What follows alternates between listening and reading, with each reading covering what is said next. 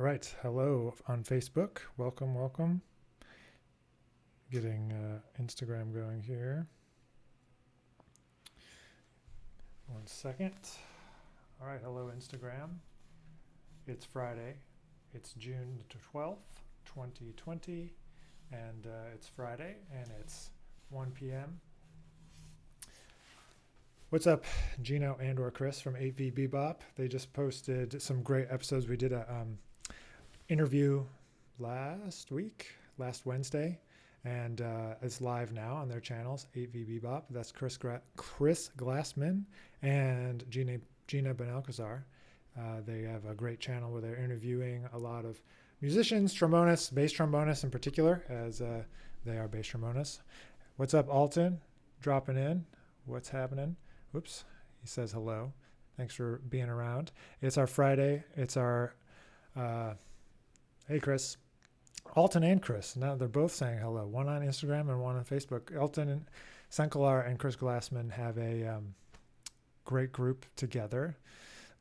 I forget if it's Senkelar Glassman Quintet or Glassman Senkelar Quintet, but they put out a record earlier this year. They came to UNT and did a nice concert, a nice masterclass, and two young trombonists from Michigan State University that are making waves, doing stuff. Chris was the winner of the first ever UNT BAC jazz trombone, international jazz trombone competition, which we are planning to do again this fall, and applications are open if you go to jazz trombone, so JAZZTROMB.ONE. You can find the links to get to the new submission page, the new requirements and all of that. It's 30 and under jazz trombone competition. We don't have the prizes announced yet, but it's going to be held in November this year, and so I hope we can get a lot of entries. It's going to be free to enter, and the prizes, like last year, Chris won a trombone from BAC Instruments. The 3 finalists, we flew them down to Denton to hang out for a couple days and play some music. And so we're planning to do that again. So 30 and under, please plan to submit if you can. It's not going to be due till the end of the summer or in the beginning of September, but start thinking about what you might want to submit. Spread the word. Let me see if I can even pull it up. It's not officially launched yet, but I know that I did put the site together with the new information last week or 2 weeks ago, something like that. I got to get that up on this page. But anyway, this is Friday, our Friday Q&A session. So if you want to drop in any questions, this is a blank question, so I'll just do that so people know that we're doing a Q&A. Feel free to drop some questions in. But we're getting ready for our first ever virtual jazz trombone camp next week. Hey, Marco Guitar, hello. Getting ready for camp. We're going to have Elliot Mason. We're going to have Marshall Jilks. We're going to have Ryan Keberly, James Burton, and Michael Deese all hanging out with us next week. So next week, there may or may not be a regularly scheduled Q&A session next Friday. What's up, Josh? Josh Cassette says, what's up? Hope you're doing well. Just doing a little Q&A session here. Hello, Marco from Brazil. Yeah. Hope everything's okay in Brazil. I've heard things are a little crazy there, spiking with coronavirus. And one of my people that I play with, I know, is down there. Not Cohen has been down there since the beginning of this quarantine time. And we're hoping to get back to playing sometime this fall. Maybe not sure. But yeah, it's a crazy time.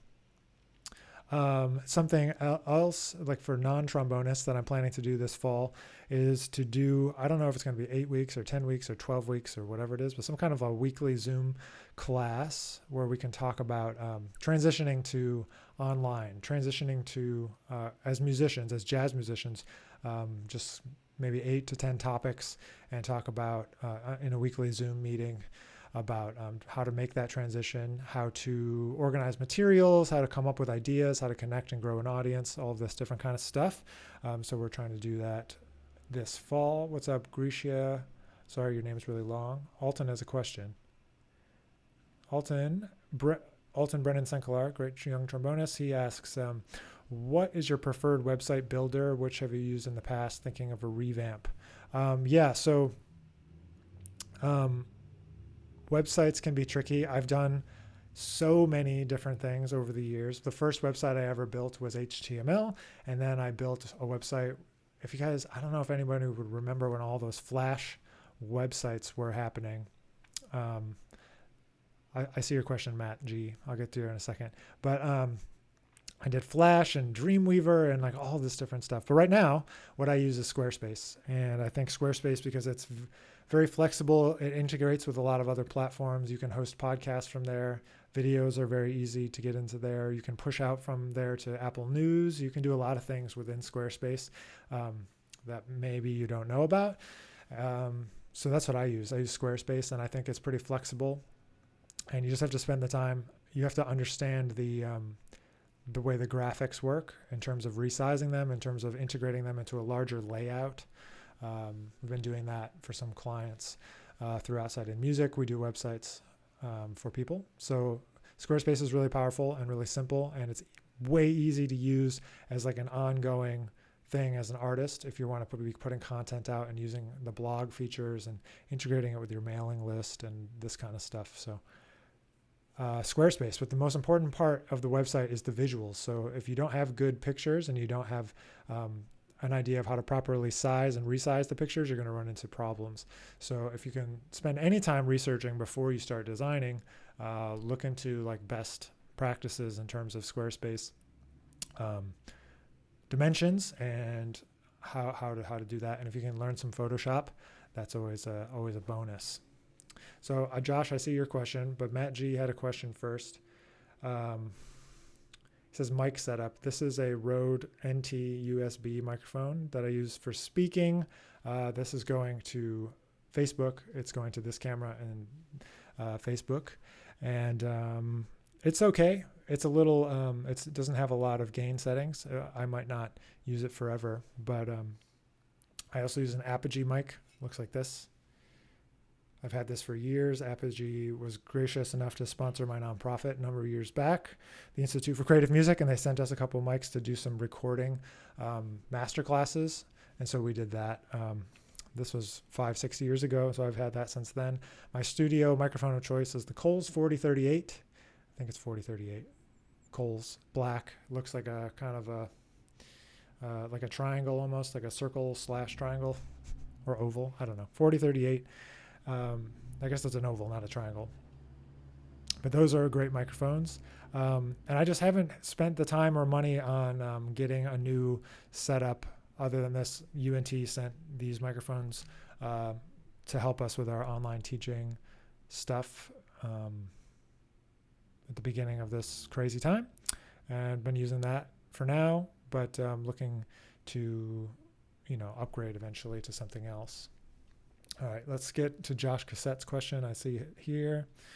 I'll get it on the screen for those people that are on Facebook. He says, how do you deal with procrastination bug? I'm in the middle of writing a chart and only have a bit of and can't seem to push forward. I'm a big advocate for if you're having a procrastination problem, I'm a big advocate for sitting down to work on it for a predetermined amount of time every day or on a schedule and just dedicating yourself, I'm going to write during this time, and just do it. Whether you get one note, one bar, one phrase, one voicing, then you're making progress, and little bits of progress add up. If you're doing like if it's a big band chart and you're having trouble moving forward, sometimes it's really good to plan out the big picture of the chart, meaning like what's the overall roadmap? What's the big picture going to be of the whole thing? Not just like the micro, not just like what is happening in the detail, like the voicings and stuff, like, or what kind of solos are we going to have, or what kind of ensemble are we going to have, a drum solo, how does it end, how does it start, and write it out in words. This is something I'm stealing from John Clayton, the great bassist. He talked about that in a masterclass while I was at Juilliard, and I never forgot it. And every time I get stuck, I do that, I write it down, and that really solves the problem, because I'm like, oh yeah, this tune wants to have this vibe and it wants to go to this place. I need to create something that gets us from here to here. And having those like small tactical goals, small measurable pieces of the goal usually can be helpful, because then you're like, all right, I can do this today. I can write this one phrase. I can do this one little bit, or I can make these voicings. They want to be dark. Oh, okay, maybe I'll use mutes and this.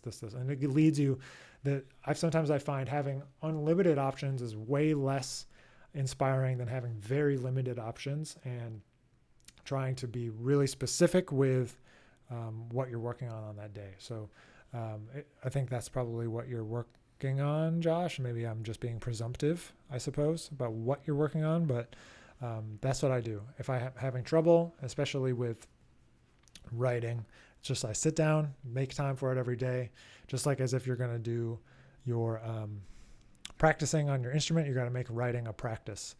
It's not just going to happen out of nowhere. Yeah, it's definitely overwhelming sometimes to write a big band chart, but just a little bit at a time, man, and you'll get there eventually. You'll make it happen. I know you will. I know you will. You're a resourceful young cat, and make it happen. All right, so feel free to drop in questions if you're here live. Let's go back to Instagram. Let's see. How we Latins can think doodle tongue. Tiago Valoy official. Okay, so doodle tonguing is something that I don't really do.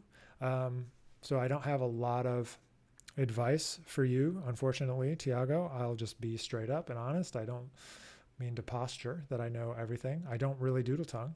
I have said this before, so I'll say it again. I kind of subscribe to like Marshall Jilks's method, which I heard him say in a masterclass once. This might not be exactly how he would describe it, but this is just my understanding of what he said that day. Was basically kind of like Wycliffe says, sing it before you play it. It's kind of the same thing. Like, how would you say the rhythm? Like, or whatever, and try to articulate it onto the trombone the same way. So whether that was single tongue or a doodle tongue, the main problem happens with the doodle, the LE part, or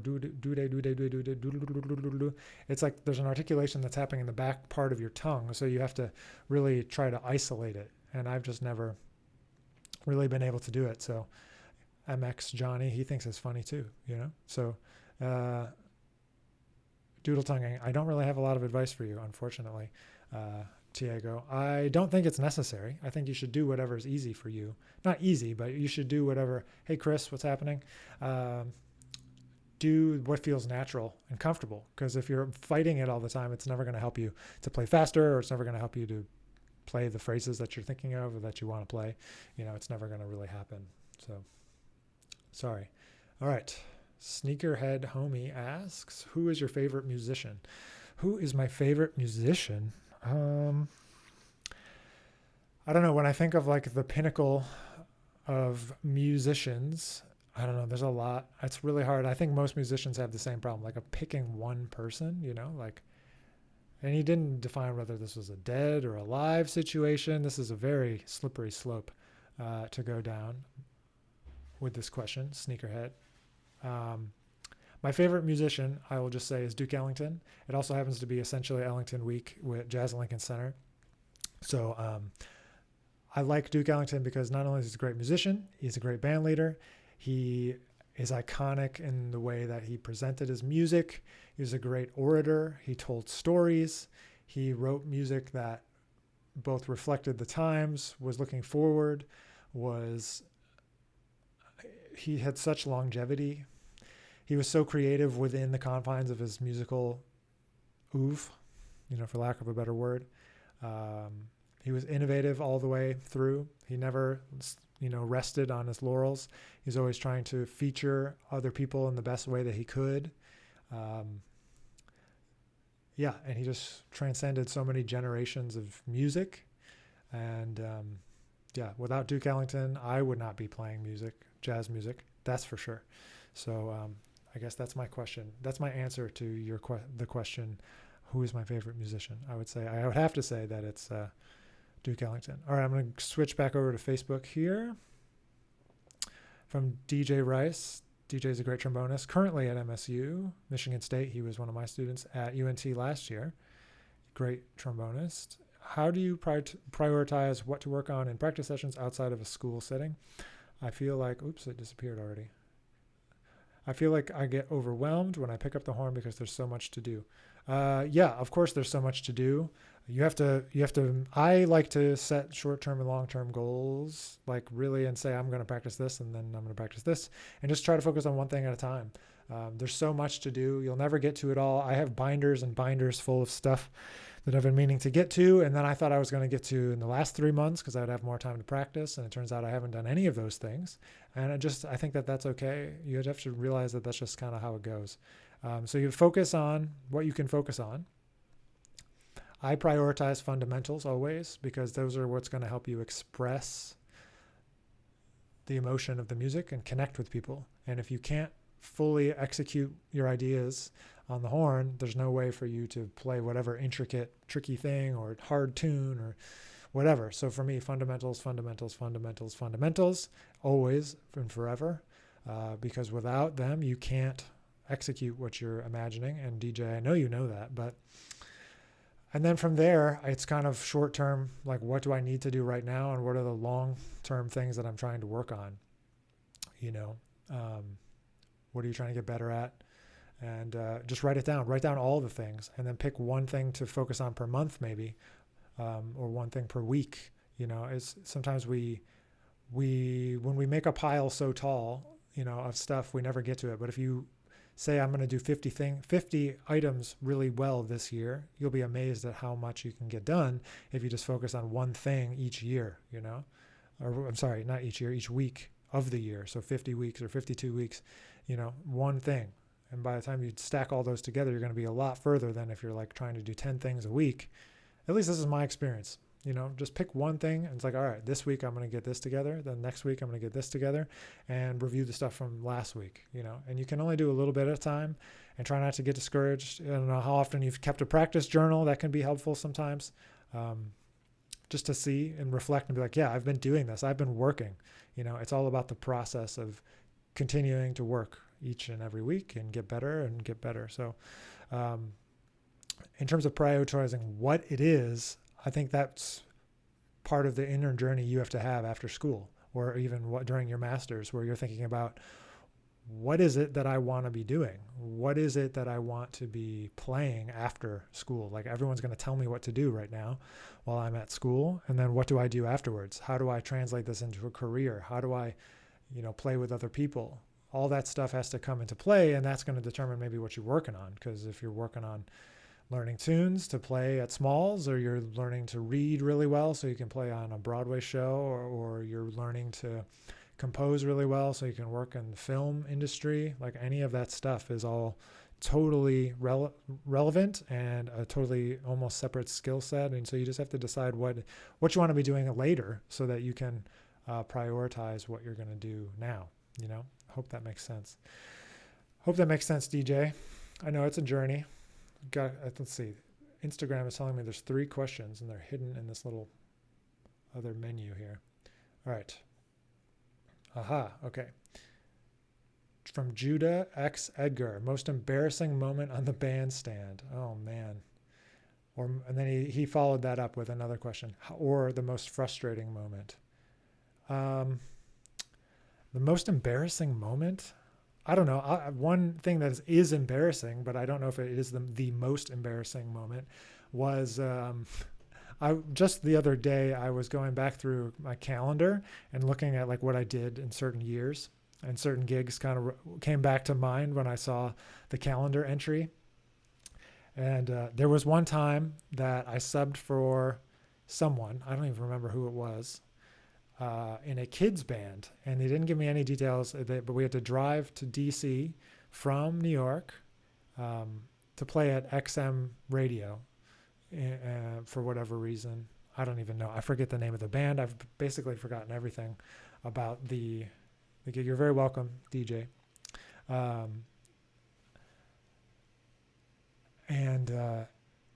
got there, and then when I got there to the show, they were like, okay, here's your costume. And so we showed up with the costume, and what was it but like a Robin Hood costume, all the horns, and we had to wear tights and just this Robin Hood thing. And I think it was just broadcasting on the radio, but there's like this huge theater full of kids, and it was really, I don't know if it was embarrassing. It wasn't funny though. It was one of those things where I'm like, what on earth? How did I find myself in this situation? This is crazy. But when you're first starting out in the industry, you have to take the gigs that come your way, and you have to just say yes and experience lots of different things and network and meet people and find out what they're about. And you just say yes and you go and you do it and you see what happens. And then you go on to the next thing and you get good stories. That's for sure. Let's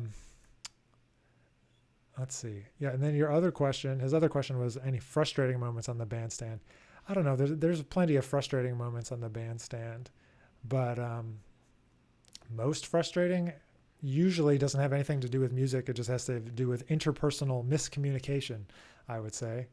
There's some bands that I worked for that will remain nameless. They were not necessarily like jazz or like creative gigs at all. They were more like working gigs or jobbing gigs, as some people call them, like different things. But yeah, mostly like miscommunication about how long the gig was, or like, there's one gig that turned out to be like 8 or 10 hours long. There was a horrible gig in Montreal once, driving overnight both ways. I don't know. There's lots of things. Trials and tribulations of being a musician is for real, for sure. I see a question from Peter. Are you at a point now where you are happy or satisfied with your playing? As an artist, it's easy to become overly critical and discouraged. Oh man, that is a can of worms. No. The short answer is no. Am I happy with my playing? No. Have I realized at certain points that it is satisfactory to match a certain level or to be appropriate in certain situations? I suppose I've slowly come to accept that it's like, okay, yeah, I can do this at a certain level and play with these people, even though I always feel like an outsider in terms of my perception of myself, and that I'm not good enough usually to play with the people that I'm playing with. And that I hold myself to a very, very high, very high bar. I hold my, like when I started subbing on Broadway, my bar was I make 0 mistakes. If I make a mistake, I'm going to get fired, and like that might have been the myth going in, but I really believed it. And so I would just flub like one note. And I would think everybody was looking at me, and I thought I would freak out. So I've always held myself to these really high standards. So I never usually can meet them. It's impossible. So I've turned to try to be more open to like being happy and satisfied with like the group, or like happy and satisfied with like the music. Like I'm really happy about how the new album Cast of Characters turned out.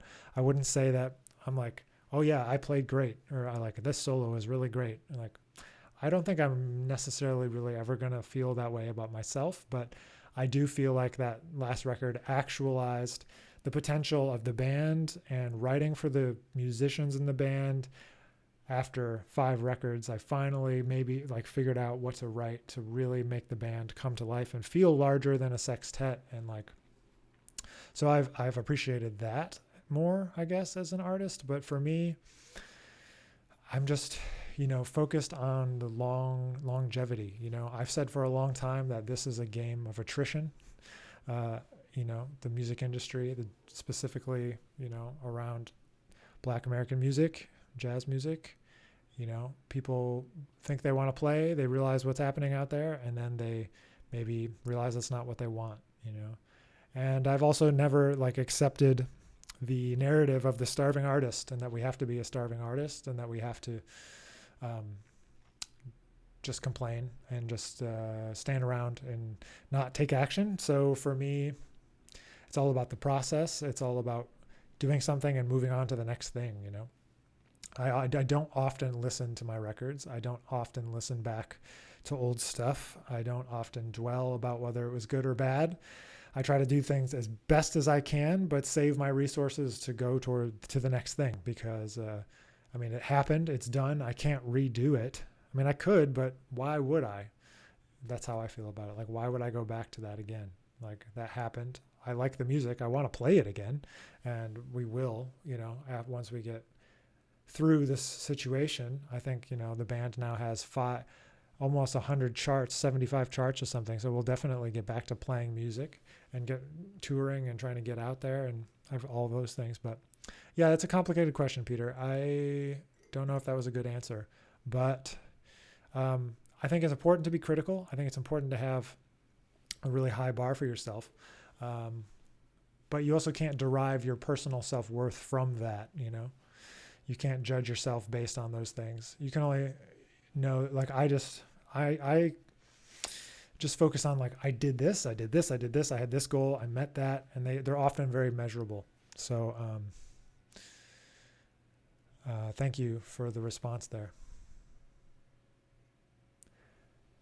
I appreciate that, man. And I've been seeing your stuff on YouTube, so keep that up. I saw your interview with Jazzbone PT is the handle of Peter, who I'm talking about. He's started a series here. He started interviewing people he did Jim Pugh. I saw that one recently, and I think some others. He's got a YouTube channel. He's been posting some in like I've seen it in the Jazz Trombonists on Facebook group. So if you want to find some of what Peter is up to, you can find that. His handle here on Insta, if you're here now, is Jazzbone PT. All right, here's another question from Josh Cassette, a great master's pianist at UNT.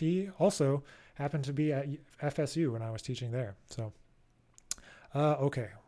As a conductor, how would you approach a situation where somebody in the band is doing something quote unquote wrong consistently, like not hitting the changes or rushing, dragging? This situation would be if you've already said something multiple times. So it was a long question, so I'm going to put it back up. It's a good question.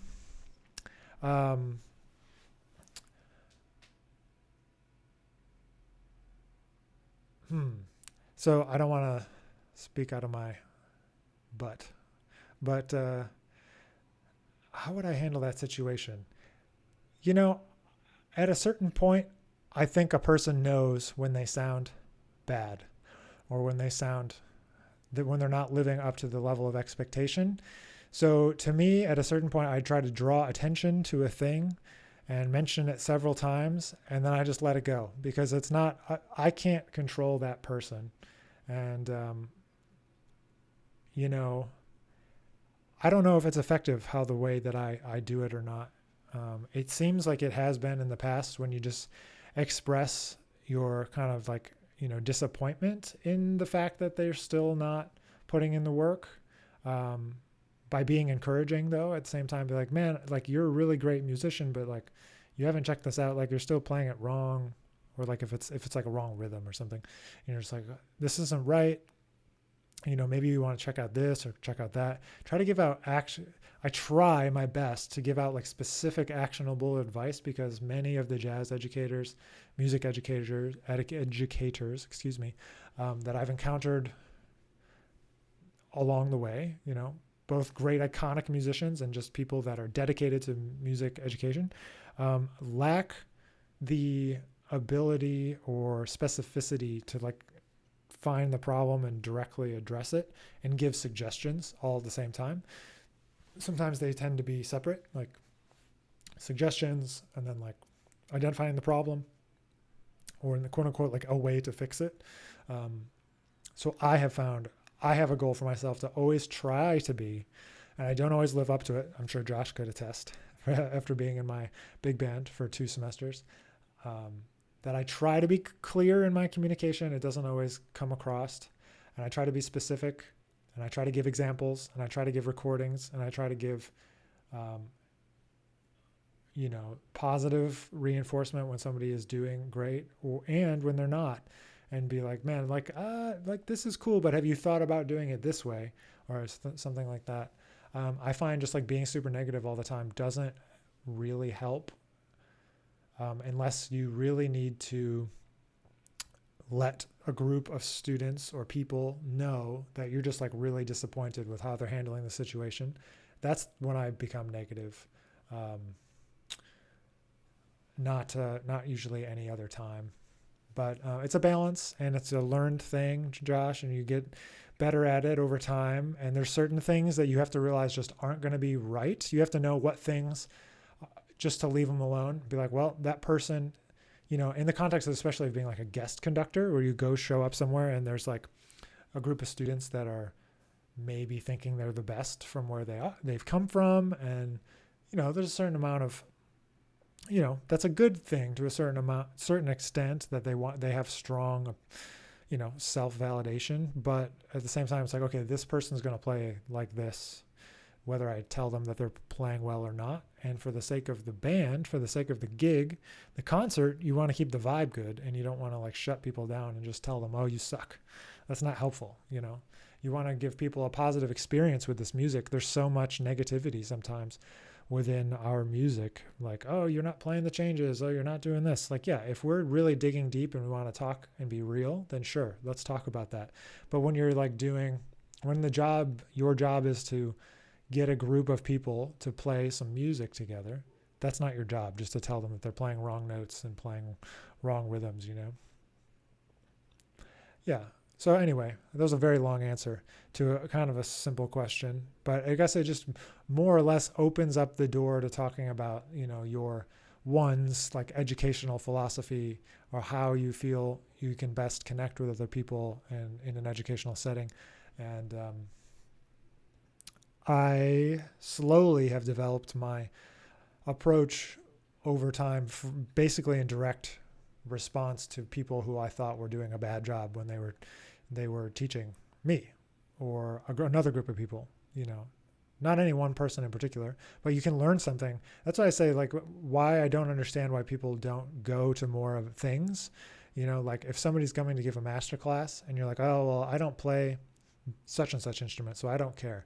It's like, you can learn a lot as a young musician from watching somebody else talk about music, and learn about how to do it and or how not to do it, like how you don't want to talk about it. Or like you might be like, wow, the thing that he's saying to this group, I really hear that, or I really don't hear that, or he or she is not saying anything. They're just like beating around the bush and not actually giving direct advice. And so then that becomes something that you can use later in life to be like, okay, I saw someone do this once. I knew what that felt like when I observed them. So I don't want to approach this situation in that way. I want to approach it like,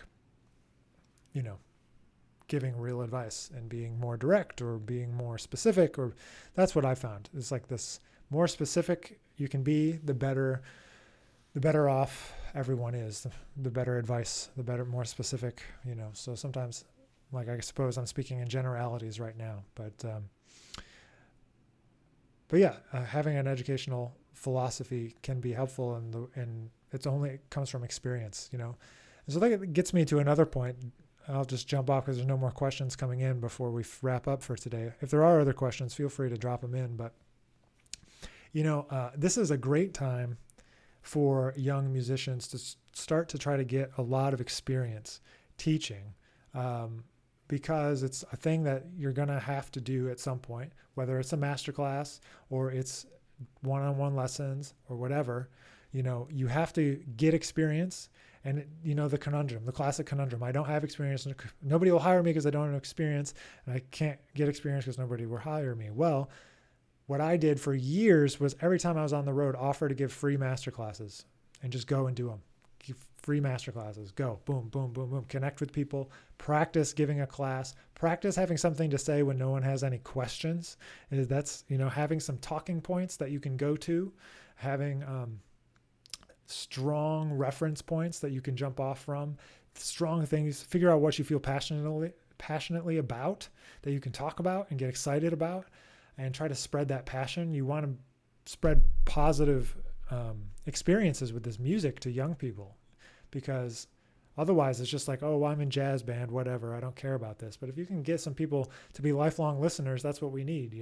We need people to be passionate about this music from the time that they hear about it to the time that they're no longer on this earth. So I feel like, you reach one person at a time, and you have to go out and just do those things. So if you are a young musician right now and you're not taking advantage of the time to give free lessons to people younger than you, there's always someone out there that's like one notch or two notches down, not the ladder, but like just the journey, the path, they're younger. They're not ready yet. They're not at your level yet. They're not a master's student yet, just based on age. So you can always go to middle schoolers and then high schoolers. And then that's what I've always done. When I was in high school, I taught elementary. When I was in college, I taught high school. When I was done with that, then you teach college students. It's just a gradual working your way up. So if you are not hitting up your high school band director, I just did one for my old high school, a master class, a couple weeks ago. And I loved doing that and being able to connect with those people. So don't disregard the fact that you need experience and you just need to go out there and do these things. What's up? I see a bunch of comments here as I was speaking off my little high horse from Tony. Thanks for being here, Tony. Gonza Falcon 6, he's from Argentina. Hello, I can't wait to get back to Argentina. I really miss Argentina. There's one place that I've been that I can't wait to get back to, and I wanted to come back this year, but what's not happening is Argentina. So I can't wait to get back there. I hope next year for Trombonanza. So anyway, please take this time, if you're a young musician, to get your teaching together. And that's what I was talking about when I mentioned I'm going to put together a class for the fall. Maddie Gunn asks, do you have any advice for strengthening embouchure? Yes, play a lot. Play all day. Take lots of breaks, but play all day. So 40 minutes on, 20 minutes off for 10 hours, you'll be strong. And that's all it is. You have to put in the time. It's just like running. You're not going to run a marathon out of nowhere. Well, maybe you can. But hey, Chuck, good to hear from you too, man. Thanks for being around. Appreciate you. All good. So other embouchure things, you can do Caruso exercises, play ballads.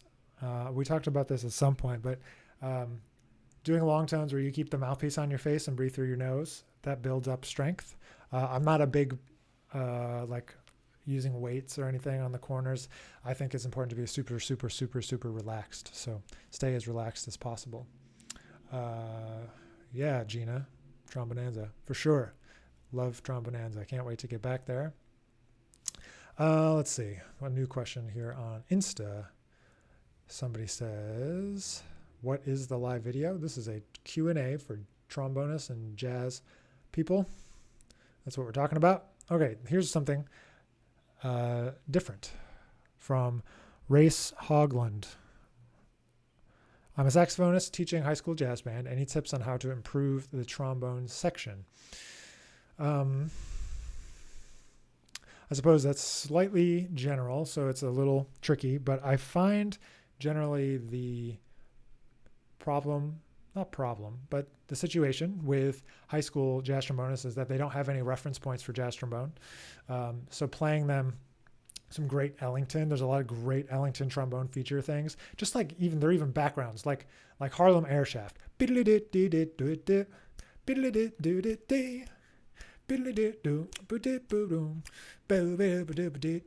Or there's a great thing from Such Sweet Thunder called the Telecasters that features the trombones. It really features Harry Carney, but they play, the trombones are featured as like the background instrument, and there's so many of those things in Ellington, and so I got to play them a lot of music, get them excited about it, and then a lot of times they don't have a good sound, so you got to focus on just having a good sound in general, which goes to good trombone fundamentals. And then it's the articulation. So the articulation tends to be unclear, one, because their mouth is too closed. They got their teeth together a lot of times, like so you got to get them to open the inside of their mouth, so it's thinking ah instead of so ah, and then think about where the tongue is hitting in the mouth, which should be right where the gums meet the teeth, the top of your top teeth, because a lot of times it goes here, like between, and so it comes out like that, and there's no definition to the attack, so therefore there's no time. You got to have a definition to the attack in order to have time. Articulation creates the time for wind players, so or at least for trombonists who have to tongue every single note. So that, and then the sense of swing can sometimes be weird. So getting them to like play along with J.J. Johnson and get the sense of the flow of the eighth notes, all that stuff. But it all comes to listening and trying to match really great trombonists, trombone sections, et cetera, et cetera, et cetera, et cetera. Hope that helps you race. But yeah, sound and articulation. Oh, here's a question from Bad Kid RJ. Have you ever messed up? Of course I've messed up. I've messed up a million times. I messed up yesterday at the beginning during our trading session that we do on Thursdays. I wasn't paying attention and I just started playing. Didn't even notice the rhythm section from the play along. Had played an introduction and I was playing the A section. I mess up all the time. It's just part of being human. Don't worry about it. Move on. It's in the past. Here's a question from Gina Benalcazar, great trombonist in New York, bass trombonist, multi-instrumentalist. She says, how do you approach learning tunes? And then she had a follow-up, which is an important follow-up to that. She said, in a way you don't forget. So certain tunes, I've forgotten them like 7 to 10 times. Like, I'll give you an example. Stablemates used to be one. Moment's Notice was one for a long time. I approach tunes now by learning them on the piano and singing the melody at the same time, because I think it's important to learn tunes like all together, the harmony and the melody together. Like if you learn something on piano, you're going to learn the harmony and melody all together. But usually we, as horn players, not usually, but a lot of times we end up like separating out the different elements. And this drives me nuts too, is that people pull out a lead sheet and then they try to memorize the lead sheet. Then they try to learn the changes by memorizing a list of root notes. And then they try to like play. And it's like, well, that doesn't really help you. To me, for me, I find it useful if I learn to play it and sing the melody from a recording and use my ears, then it sticks way better, and for way longer. And then for a long time, I would make little cheat sheets. Like I would never use the real book. I usually say a lot of times in interviews, like the day I became a jazz musician was the day I threw away all like 10 of my real books, which was during my time at Juilliard. When I was moving to New York, I was like, I don't need these. I'm getting rid of these. And I threw them away. And it was the best thing I ever did for learning tunes, developing my ear, all of that stuff. So you just trying to learn music all as one thing, like it's not separate. It's not harmony and melody. It's a song, and all of it comes together. So if I can play the changes on the piano and sing the melody, then I know that I know it. Because that way, your voice will move it to different keys, right? And then you can kind of play in different keys to go along with it. But it's more about getting the melody and harmony and changes in my ear and memorizing the big picture of the chord motion, not necessarily all the little details. And then developing your ear enough that you can hear the decorations, like chromatic 2/5s. You can hear when we go 2/5 to 4, 2/5 to relative minor, 2/5 to major 3, 2/5 to whatever, different. There's only so many places that tunes go. And then when it's a different place, then you know that is something to remember. Like the first chord of I Love You is a half diminished. You just have to remember. It's not 2, Or same thing with like there's half diminished on It's You or No One. Sorry, sometimes I have to sing the song to have the title come to my head. But just like there's certain things about each tune, like, oh, I got to remember these 3 things about it. I was doing a virtual studio masterclass right before this, and I was talking about how I sometimes, if I'm not thinking clearly, I'll start playing. I was working on Moment's Notice, and I'll start playing stablemates because the first 2 chords are the same, and it's half step 2/5s. So sometimes I go E, A, E flat, A flat, D, and I'm like, wait, I'm playing the wrong song. So E, A, F, B flat, there's different decorations. So long answer to Gina's short question, but yeah, piano and singing is how I've tried to learn tunes. Throw away your real book, learn them by ear, because memorizing something from visual is not going to connect here. At least it doesn't for me, and it never has very well. Hope that helps. Hello from Brazil, Caetano, Brazil. Thanks for being here. A lot of people are jumping in and out today, which is awesome. Thank you all for hanging out. All right. another question. His question from Caetano, Brazil. He says, tell us about your experience playing in the Anat Cohen Tentet. Anat is great. I love playing the Tentet. My experience, I'm not exactly sure what you want to know about, but I'll just say that it's one of the most fun groups that I've ever played with and have had the pleasure to be a part of from basically the beginning. It's a group where all of the skills that I think I excel at are necessary. In terms of, I just mean like a combination of improvisation, reading, executing difficult things at a high level, but then being very sensitive to the musicians around and playing together as an ensemble and mixing different sounds together and playing like with mutes and playing with different instruments and like, how do I blend in with the cello here? And now how do I blend with the clarinet? Now how do I blend with the vibes? Now how do I blend with the guitar? Now how do I play with the trumpet player and be really, really strong with Nadia Nordhaus, the trumpet player? And how do I play with the Barry, Owen Broder? And, you know, all of these different things are like sometimes Vitor Gonzalez, he plays accordion and then he'll switch and play piano. So it's like, how does the trombone fit? You know, like that's just something I've been lucky to play in a lot of like medium on size ensembles, like Nanette, 10-piece, you know, this kind of thing. And I think that is the best of both worlds, you know, the big band, large ensemble world and the small ensemble needing to have a voice and an approach and being flexible. And so anyway, I think all those things come together with her group, and it's always about the music with her, which is amazing. And always about making the music together, which is great because sometimes, you know, we just want to execute exactly what's on the page and it becomes a little nitpicky sometimes, you know, we can't get off the page, but it's all for her, all off the page, you know, it's like, yeah, play the music that's there. But yeah, that's my experience. And we're supposed to play Detroit Jazz Festival September. I don't know if that's going to happen. We're supposed to play in the Azores in Portugal in October. Don't know if that's going to happen. So we'll see. We shall see. Okay, Rabbit from Twitter is asking, who are you? My name is Nick Finzer. I'm a jazz trombonist, and we play jazz music. Thanks for tuning in. We're doing a Q&A. I do a Q&A show every Friday, and some other questions here. Here's another one from Race Hogland. Have you ever been in a situation where you felt like you're way in over your head? How did it go? Yeah. So in 2015, Elliot Mason asked me to sub for him in the Lincoln Center band, and I went on the road with them for a little while.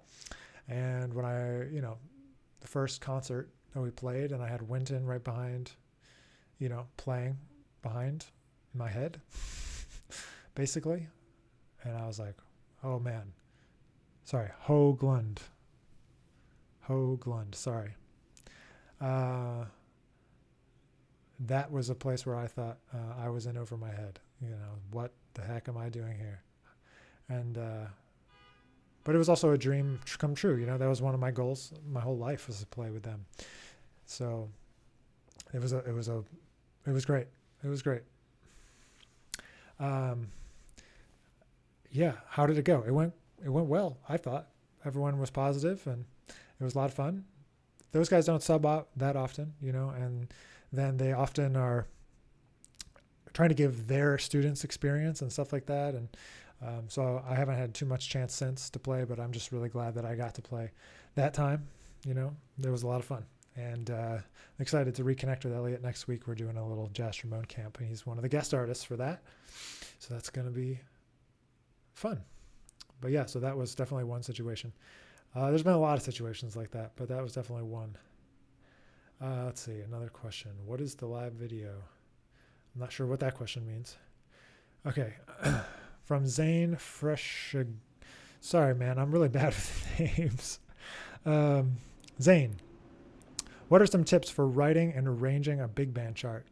Well, there's general ones and specific ones, but I'll give you a few. One, I talked about this a little bit already, is try to write it out in words, what's going to happen with it. And I mean like this. I mean, okay, this is the vibe. What's the emotional vibe of the tune? Is it like another arrangement? Is it totally unique? Is it through composed? What is it going to be? The more planning you can do in advance, the easier it's going to be to stick to your plan as you're writing. It's not that the plan can't change. Of course it can change. You can change it as much as you want. Excuse me. But write that out. What's the list of events that are going to happen? How does it start? Who has the melody? What is the melody? But before we even realize what is the melody, it's like, who's going to play it? Then what happens? Is there an ensemble? Who's going to play a solo? Is there going to be a solo? What happens after the solos? Is there multiple solos? Is there ensembles? Is there drum solo? What happens at the end? Do we recapitulate, take a DS or a DC back to the top, or you're going to write it out differently at the end? Is it going to be more like a Basie chart where it's kind of a little simpler, more of a head chart, and then a lot of blowing? Or is it going to be more like a Gil Evans, Bob Brookmeyer, Maria Schneider, kind of very through composed, intricate composition? That's been super helpful for me, is to plan out as much as I can in advance, because like we were talking about with Josh when he was asking about how to stay motivated to finish the arrangement, it's really hard to sometimes stay motivated to finish. But if you have that plan, you don't have to think about it. You just execute the next rung on the plan, right? You just go to the next thing and you do it, and you go to the next thing and you do it. Other things is to have some resources so you can kind of figure out where to go in terms of inspiration for voicings and things like that. There's Inside the Score, Ray Wright is a great one. There's Henry Mancini books that have the range of different instruments. What is it called? Sounds and Scores. Score study, getting different scores and seeing how different people do stuff. And then basically just experimenting. Oh, Instagram just crashed on me, so that's great.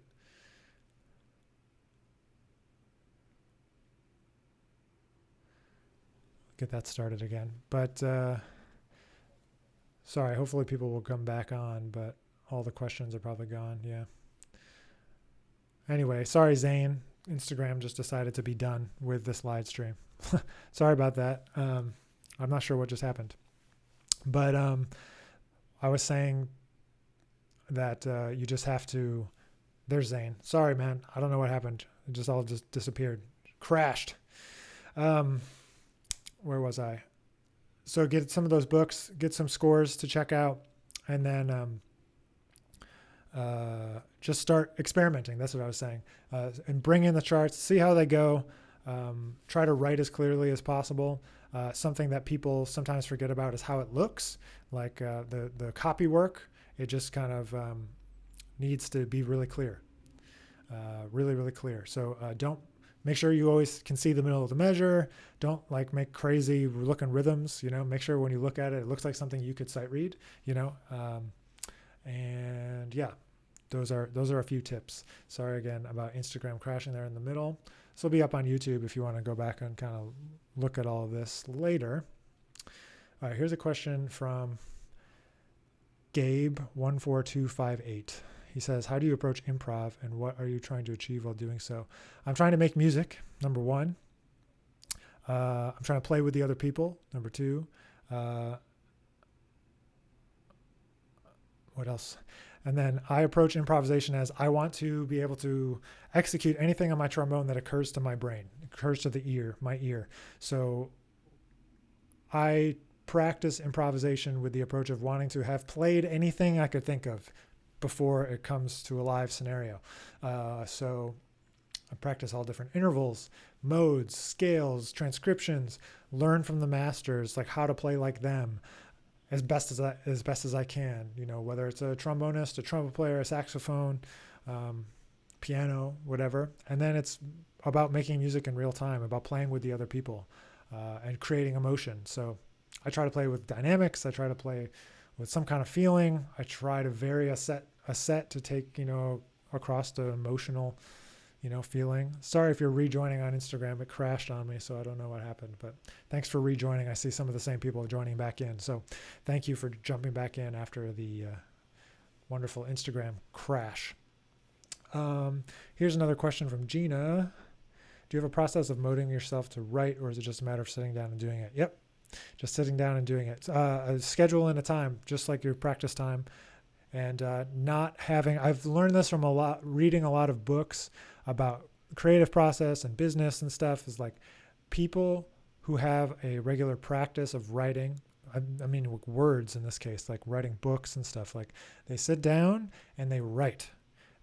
That's how you do it. You get better at it by doing it that way, and then you get things done by doing it that way and not judging about it. It's like you're putting in this amount of time. That's the work.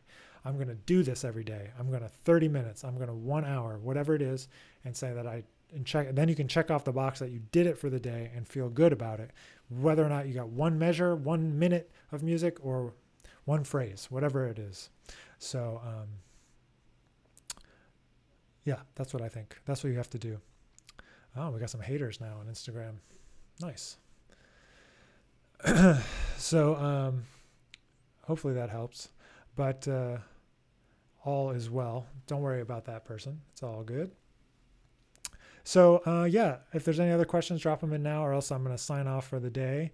Wow, it's been really great. We had no questions coming in, which usually there's been a lot during the week, but there's been a great amount of questions today. I really love that. That's amazing. Thank you. Appreciate everybody tuning in. I hope you've found something useful in this hour. And if you want more, this is episode 25 or 26 of the year. So go back to YouTube if you want to see some other stuff. Exciting stuff coming up in July. I decided to call it Jazz Trombone Christmas in July. 25 videos with 25 free PDFs to go along with them. So stay tuned for that. That'll be starting July 1st. And okay, here's another question from Aurora Renari. Sorry, again, totally terrible with names here. When you are tired one night or not inspired while you playing, do you have a suitcase of patterns? Do I have a suitcase of patterns? When I'm playing live, if you're talking about like live playing, I think they're talking about like on a gig. No, I don't have like a pattern book. You have to be engaged and playing with the other people, in my opinion. I don't think you can really engage with the music if you're not engaged with the other people. So like, yeah, there's phrases and scales and stuff, but it's not really what I'm focused on, whether I'm tired or not. Like the music energizes you, you know. You can't rely on that. Like I've practiced a lot of stuff, a lot of patterns, a lot of licks, a lot of transcriptions, et cetera, but I don't rely on those. I try to play music in the moment, and all that stuff is in my muscle memory to execute the ideas that are happening here. That's how I feel about it. It's the ideas in my brain, not the ideas that I've practiced already, you know? So I don't rely, I've never been a big patterns person. I've always been a big proponent of understanding all the possibilities in a key, in a tonal center, in a mode, all the intervals, all the seventh chords, all the fourth stacks, all the fifth stacks, so I can be free. That's my goal, to be free. Hope that helps. From Race again, what are your thoughts playing with play-alongs and backing tracks? I think there's a lot to be said for them. I much prefer Jamie Aebersold or other things with real musicians to iRealB. I hate the iRealB. It drives me insane. But there is a place for it when you're trying to change keys and all this stuff. It's a very useful tool. So I use them, but only as one part of a practice routine. Play-alongs are useful for playing, but you actually have to shed too. You actually have to break stuff down. You have to take different phrases into different parts of the tune. You have to like copy and paste bits of transcriptions and improvise in and out of them. You have to play scale flows and bass lines, and there's all kinds of things to practice, and then you go and play with the play-along. And so the play-along is a good, reference point, but I make my students play with the metronome, play by themselves, play with play-alongs, play with people, all of the above. Do I have a rest routine after playing? Not really. From Maxi Rod Trombone. I play until I'm done playing and then I rest. I'm not a huge warm down person unless it's been a super, super hard gig. Then I'll do some long tones in the lower register. for sure. Do I listen to Roy Hargrove? For sure. I've been trying to learn the drums.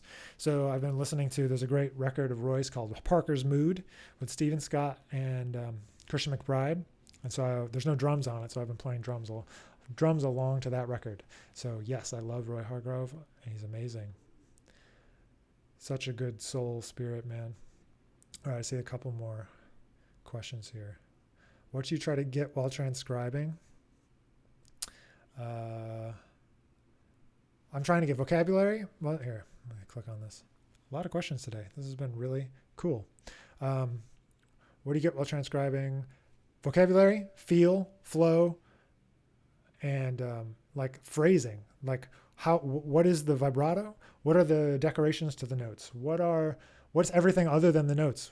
You want to go super, super, super, super deep if you can. Like get as much out of it. Squeeze everything you can out of that transcription, because it's about how you play the notes just as much as it is about what the notes are. You know, I try to sing it first, then play along with it, and then write it down at the end. So that's what I try to get out of a transcription is vocabulary at the beginning, but then it's how the vocabulary is played. And that's even more important than what the vocabulary is. How is it played? How does it hook up with the rhythm section? How does it fit? Why does it flow? What are the melodies? You know, all of that stuff. So I highly recommend that. You go deep, deep, deep, deep, deep, deep. Man, there's good questions today. Here from Race. Thanks, Race. Have you ever been vibed on the bandstand? Yes, of course. How do you deal with it? Ignore it. Or get better. Know that you sucked and you deserved it. And then own up to it and move on, you know. There's Ollie, I see your question. You have to just kind of learn to deal with it. It's just part of it. It's kind of an unfortunate part of it sometimes, but sometimes you just need to be vibed as a young musician to know that there's a ways to go before you're really knowing anything, you know? I don't necessarily advocate for vibing people. I think it's kind of a negative experience and it's not super helpful and it doesn't make people want to come back. But sometimes people are rude, you know? So sometimes there's a place for vibing and sometimes there's a place just for knowing that you have stuff to work on. So that's how I deal with it. I either take it, lick my wounds, practice and come back, or ignore them, depending on how much I respect them in the first place, you know? If it's a legendary jazz musician, somebody that I really look up to, then yeah, I'm going to take their advice and deal with the problem. If it's like a friend of mine and they're vibing me for some reason, then I'm just going to ignore them. Or not a friend, but a colleague, you know? Like, whatever. Doesn't matter. So that's how I approach that. Where's Ollie's question? There it is. What is a good rhythm changes you would recommend transcribing? There's like a bajillion great rhythm changes. I recommend, what is it, Coffee Pot, J.J. Johnson. I'm assuming you play trombone, Ollie. I guess maybe wrongly.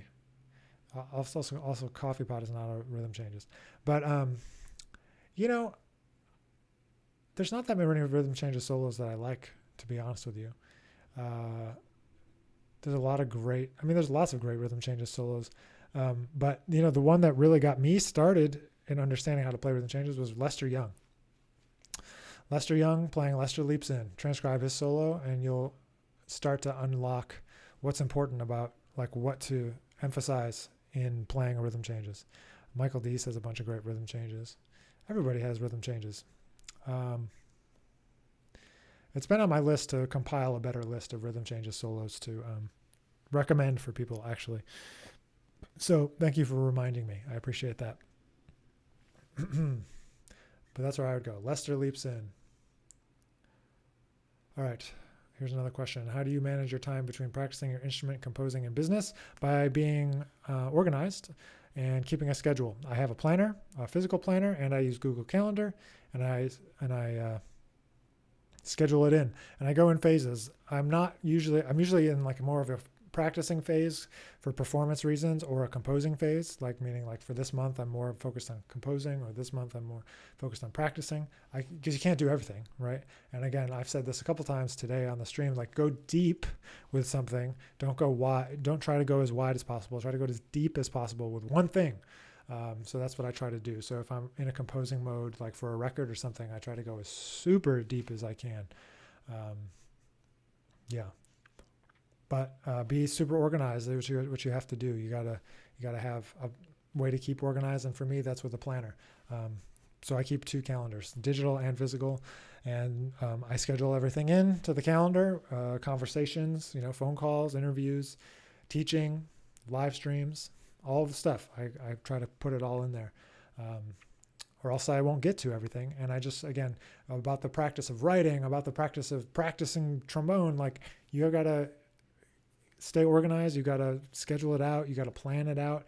Focus on one thing at a time. It's all the same. It's all the same. It's all about committing to a process and knowing that it's going to take a long time to get to where you're trying to get to.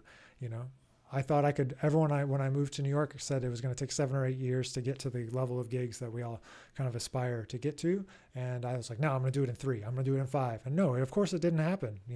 It took 7 years. It took 7 years before I was getting the type of calls that I aspired to be getting. So, you have to, again, I said this at the beginning of the stream, and I'll say it again. Sometimes this music business is a game of attrition. You have to wait for people to move on. You get out of the way. They decide to do something else. It's sticking on your path, being clear, being as best you can, committed to your thing, having a reason why people want to call you. I will. Damn, only 7 years. I know. I hear you. It still doesn't feel like I'm doing. Yeah, it doesn't feel like of like a quote, make it anything. But there's definitely better calls now than 7 years ago or 8 years ago. Zane, thanks for that. And Race, thanks. Anyway, I lost track after talking about that, but that was funny. Will was funny. Anyway, so be as organized as you can, man. That's all you can do. Okay, Race. Last one for me. What do you think is lacking in the jazz education world right now? Thanks for answering all my questions. You're welcome. Okay. What's lacking is an attention to the real originators of the music, I think, sometimes. Meaning the legend, the Duke Ellingtons, the Louis Armstrongs, the reality that it is Black American music, and focusing on that, and focusing on, learning that music first. Like Duke Ellington was for me, like I said, that was it. That's where I started. And I think sometimes we get into, like with people enter into jazz from like this fusion standpoint, or they enter it into from some later place, and then they never get back to the roots. And it's all becomes like about competition and playing at festivals and like all this stuff. And like, I don't know how it got there, but it's not like, I think about my high school jazz band experience, and it had nothing to do with Duke Ellington for the most part. We played maybe like Whirly Bird and maybe one other bassy chart, but never really talked about it or focus on improvisation. So to me, being involved in jazz education is about spreading the message of the music, the social context of the music, the real life of the music, the struggles of those people that wrote the music. Like, how did it come to be this way? Like, that these people were geniuses, that it's about improvisation. If you're playing jazz music and you're not involving improvisation, you're missing the point, in my view. I think that there's swing music that is almost like a separate genre, where it's not about that. It's about that swing feeling, and maybe it's for dancing. But like the aesthetic for me of art music or jazz music, whatever, is like, it's about improvisation. It's about the highest realization of human potential in the realm of like instrumental creativity, I guess, something like that. And it's like, it's about getting into a flow state and allowing all of the work you've done as a musician to come out in a flow of ideas that connects with the band and the audience in real time. I think it's one of the most amazing things that people can do. It's astounding. It's like amazing when it's done at a high level, and that's what it's about. Like for me, is ultimately making music in the moment and improvising. And sometimes, a lot of times, people get into this execution game of, this is how you play it. These are the charts. Play this funk tune. Play this swing. It's like, no, it's about swing. It's about the history of the music. Of course, like there's great fusion and there's great Latin jazz and there's great all that stuff. But like in jazz education, sometimes I feel like that foundation doesn't get emphasized for whatever reason. And I think some of it is just, lack of cultural knowledge of it and not being involved, and like just being for example, a band director who had no experience with jazz and then hires into a job where there is a jazz band. Like that's a real situation. And, it's not their fault. So I don't blame them, but sometimes like the ease of getting easier charts that have nothing to do with swing, like swing is hard. Like it's hard to describe that to a young person or anyone, and to really like help them to develop what that is and why it's important. It's American music. We don't just say it's black music. It's black American music. It's part of our history and like important to understand all those parts of it. And that's what I think. That was a kind of a long answer to your question, but listen more. If you can listen more, share more music with the students and impart that, this thing, it's got to hit you and you got to hear it a lot of times. It's not in the air anymore. That music is not in the air. Like hip hop music does not have melodies generally. I'm not trying to overgeneralize, but it's like, it's not the same type of melody and harmony happening on the radio as what's happening with jazz. So you have to have exposure to it. You have to hear it a lot and start to understand it. The more you understand it, the more you can connect to it. And so the listening component is big. I wish there's a huge difference. Let me just say this. There's a huge difference in the musicians who I've met who told me that their high school band director did one thing differently. And that one thing is playing music while the students walked into the room. The musicians who heard so many different things every day when they walked into their jazz band rehearsal are exponentially ahead of the ones who didn't hear anything when they walked into the room and didn't get exposed to a wide swath of music, didn't listen, didn't talk about listening. Sorry, now I'm getting impassioned here, but just that one thing of listening to music together, talking about music together is like, it's night and day. The musicians who I know who have had that experience of just listening to music with other people more than the students who hardly ever listen to music and just get instructed to during jazz band class. So anyway, I'll get off my education high horse here. I saw Peter said something. What did he say? Doing research on early jazz trombone and styles to address the issue in small. I'll try to share online when I'm done. Okay, I'll look for it. Send that to me when it's done, Peter. I look forward to checking that out too. Excellent. All right, let's see. Any other questions? Yeah, there's one more question here, and we'll sign off for the day. Thanks for everyone for sticking with us. It's been the longest one yet, I think, which is great. I'm happy to connect with everybody here. Eric says, how do you keep yourself from getting bored of constantly working on chops, technical stuff? I guess I'm just obsessed and I just don't get bored of it. I don't know. I want to be able to express myself on a high level that's clear. And if I don't do the fundamentals and I don't focus on chops and all that, I'm not going to be able to do it. It's just like black and white for me. If I don't do fundamentals, I won't execute it well. And if I don't execute it well, I'll be pissed at myself. So back it up. I want to do the fundamentals so that I can execute what's in my brain. And then I'll be less upset with myself in the future. It's one of those things that like, I don't know. So that's what you got to do. You have to do technical stuff. You have to play classical music. You have to focus on fundamentals. I can't really tell you any great musicians who didn't put in the time, Some people are just like freaks of nature, don't need to practice, super musical, which is amazing. But for the rest of us, including myself, we have to focus on the basics and fundamentals. Race says, thanks so much. You're right about playing recordings at the beginning. My jazz director did, and it really helped me out. Yeah, just one very, very simple thing that it seems totally innocuous, but it's a huge difference maker. It's a huge difference maker to expose the students to all this different music. Yep, so I'll just leave that there.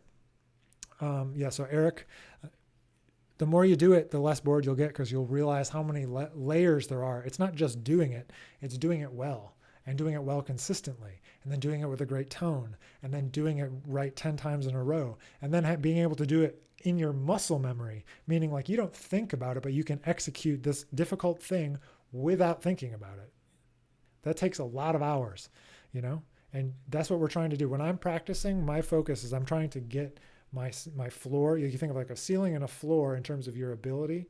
And it's like, all right, the ceiling, yeah, we want to keep pushing the ceiling, but really what we want to do is raise the floor, because the ceiling will keep going very, very, very, very, very, very, very, very slow, especially once you get to a certain level of, you can do a lot of stuff, right? So there's not that much more to go in terms of, and you just keep pushing yourself, right? But if you get your worst day closer to your best day, then when you go to when you wake up and your chops feel like crap and you just got off the plane and you're tired and blah, blah, blah, and you have no ideas like that other person was asking about, you can get to it, you can still play because you've worked on that. Trust me, I cannot overemphasize how important it was for me to put in the hours that I did in undergrad, because I rely on them now every day, every gig, all those fundamentals. I would not trade that time for anything, even though maybe it made me socially less than a social butterfly. I would rather practice at that time, So hope that helps, Eric. Race, thanks so much. This is gold. I hope you enjoyed it, man. Appreciate it. Yeah, you're very welcome, and happy to do it. So, all right. My voice is tired. I have another meeting in an hour, so I'm going to take a break. But thanks for being here, everybody. I appreciate you all. We'll be back maybe at a different time next week, because we're running Jazz Trombone Boot Camp. So, or maybe the live stream will just be part of boot camp. I'm not sure yet. But you're welcome, Eric. And thanks for everyone for tuning in. We'll be back. And if you want more, head over to YouTube. Post all these Q&As on YouTube every week. So we've done one we skipped 1 week, but mostly every week since December of 2019. So trying to keep things moving. All right. Have a great weekend, and we'll see you back here next week.